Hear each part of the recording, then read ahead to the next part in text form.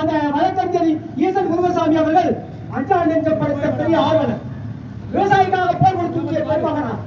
அவரை இன்றைக்கு வேலூர் சிறையை அடைத்து வஞ்சிக்கப்பட்டுக் கொண்டிருக்கிறார். விவசாயிக்கு போடுகிற அபராதமாக தமிழக அரசு இன்றைக்கு அவரை பழிவாங்கி கொண்டிருக்கிறது. அதில் எந்த நேரத்தில் பழி வாங்குகிறது?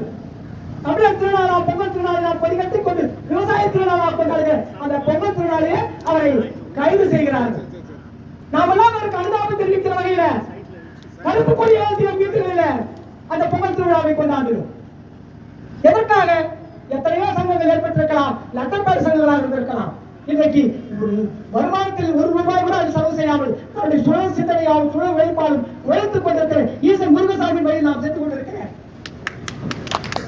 கைது செய்கிற போலீஸ் துறை, இந்த காவல்துறை நான் ஒன்றையாக கண்டிக்கிறேன்.